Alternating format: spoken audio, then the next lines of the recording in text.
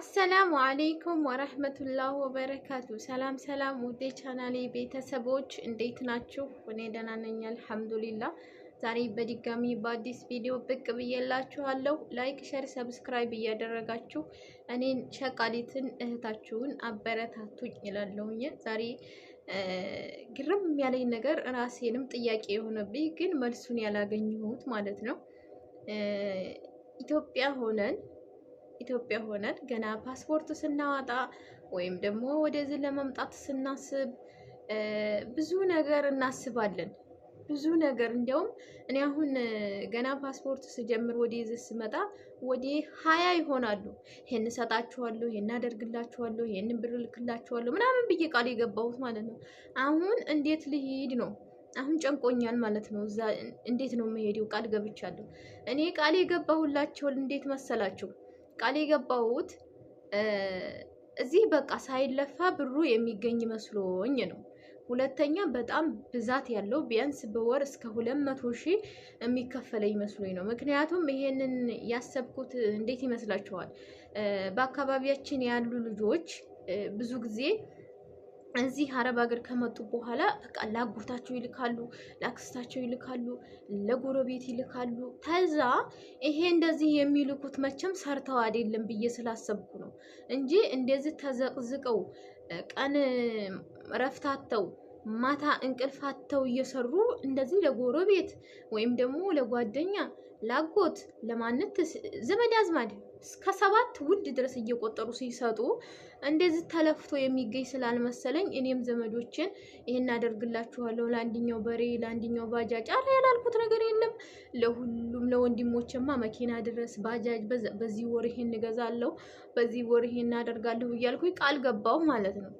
ቃል ገባሁኝና አሁን እዚህ ከመጣሁኝ በኋላ ለካስ አፈር ግጬ አፈር ልሽ ነው የማገኘው ይሄንን ብር ማለት ነው። ከዛ እነሱም ያን ነገር ስላረሱት እየደወሉልኝ አዲስ እንደመጣሁ ጭራሽ በወሩ ጀመሩ ማለት ነው። መደወል ጀመሩ ምናምን ስልኬን እያፈላለጉ ዝም አልኳቸው። ምክንያቱም እኔ ቃል የገባሁት ዝም ብሎ የሚገኝ መስሎኝ እንጂ እንደዚህ አፈር ግጬ አፈር ልሽ ሳልበላ ሳልጠጣ እንቅልፍ አጥቼ ረፍት አጥቼ ሰላም አጥቼ ተንቄ በስሜ ሳይሆን እንዲሁም በቃ ከሰው በታች ሆኜ ታይቼ እየሰራሁኝ የማገኘው ብር አልመሰለኝም። እኔ የመሰለኝ ምንድነው ዝም ብሎ የሚገኝ ስለመሰለኝ ነው ቃል የገባሁላቸው። እና አሁን መሄጃ ሲደርስ ጨነቀኝ ማለት ነው። ምን ልላቸው ነው ብዬ አሰብኩኝና የአምስት ብር የ10 ብር ቢጃማ ወይም ጉፍታ ገዝቼ ይሄን ነው ብዬ ልሰጣቸው አሰብኩኝ ማለት ነው። ግን ምንድን ነው ይሄ እንዳለ ሆኖ ማለት ነው ኢትዮጵያ ሆነን እንደው በቀላሉም ስናስበው ለ3 አመት አሁን እኔ ለ3 አመት ብዬ መጣሁ አስቤ ማለት ነው። ኢትዮጵያ ቤት እሰራለሁ፣ መኪና ገዛለሁ፣ ለቤተሰቦች ይሄን አደርጋለሁ ምናምን ብዬ አስቤ መጣሁኝ። ግን ያሰብኩት አልሆነም። 3 አመት የማልቆ ጨራረስኩኝ። ቤቱም የለ፣ መኪናውም የለ፣ ብሩም የለ፣ እኔም የለሁም። እኔም አሁን እንዲያለሁ አይቆጠርም። ምክንያቱም ጉልበቴ ብቻ ነው እንጂ ሄዴው ብሩ የለም።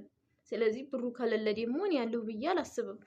እና ምን ልላችሁ ፈልጌ ነው ኢትዮጵያ ሆነን የምናስበው ነገር እዚህ ከመጣን በኋላ ለምንድን ነው ውጤታማ የማንሆነው? ያሰብነውን ልናደርግ ያልቻልነው እንዴት ነው? እኔ ብቻ ነው ወይስ እኔ ብቻ ጋ ነው ወይስ እናንተም ጋ ነው? ምክንያቱም አንዳንድ ልጆች አሁን በ2 አመታቸው ገና መጣን ብለው ሱቅ ይከፍታሉ፣ ሞባይል ቤት ይከፍታሉ፣ መኪና ይይዛሉ ምናምን። ይሄ አልገባኝም። ምን አሁን ያለሁት ዱባይ ነው። እኔ ጋር የመጡ ብዙ ልጆች አብዛኞቹ ሱቅ ከፈት እንላሉ፣ ልብስ ቤት ምናምን። ስንት ብር ነው የሚከፍተው ይሄ ነገር? ይሄም ለራሱ ግራ ገባኝ። ምንድን ነው እኔ ጋር የጎደለ ነገር አለ እንዴ? እየሰራው ነው ከሰው በታች አይደለም የምሰራው፣ ሰው ጋር እኩል እንዲሁም ከሰው ከመዳም ቤት ከሚሰሩት በላይ ይሆናል ብዬ ነው የማስበው የምሰራው። ግን ወደየት እንደሚሄድ ያላቅም፣ ወደየት እንደሚሄድ ያላቅም። ለነገሩ ቤተሰብ ነው መሰለኝ በሉኝ። እነሱም አልጠቀሙኝ፣ ለእኔም ጥቃሞት አላገኘሁም፣ ገንዘቤም የለ። እኔም ደግሞ ተሸቃልነት ስራ አልወጣሁም ማለት ነው። ኢንሻአላህ እንግዲህ አሁን ጠንከር ብዬ እስኪ ኢትዮጵያ እንደነበርኩኝ ኢትዮጵያ እንደነበርኩኝ ሳስብ የነበረውን ነገር አሁን ወደ አእምሮ ያምጥቼ እንደገና አስቤ እንደገና ልሰብና እንደገና ደግሞ ሀ ብዬ እንደገና ከወሮች ከቀኖች ከአመታቶች እያልኩኝ ኢትዮጵያ ሳስብ የነበረውን ተግባር ላይ ላውል ዝግጁ ላይ ነኝ ማለት ነው አሁን። ምክንያቱም ግርም ይለኛል። እዛ ብዙ አስቤ ነበር። እዚህ ከመጣው በኋላ ግን ማለት ነው እዚህ ከመጣው በኋላ ግን በቃ እንዳልሆነ ሆነ፣ ተረሳ፣ ረሳሁት። ጭራሽ ያሰብኩትን እዚህ እነሱን ያየው ጊዜ ነው መሰለኝ ፈታ ዘና ብለው ሲኖሩ ምናምን በቃ የራሴ ቤት መሰለኝ፣ የራሴ ቤት መሰለኝ። አንዳንዴ ሸቃላነቴን እረሳዋለሁ። ምክንያቱም ምቾቱ ምናምን ቤቱ መኪናው ሁሉ ነገር እነሱ ፈታ ዘና ሲሉ ምናምን ወይ እናትና አባቴ መስሎኝ ነው ወይ የራሴ ቤት መስሎኝ ነው እንጂ ይሄ የጤና አይደለም። ይሄ የጤና አይደለም። ብዙ ልጆች ለካ እንደዚህ እየሆኑ ነው።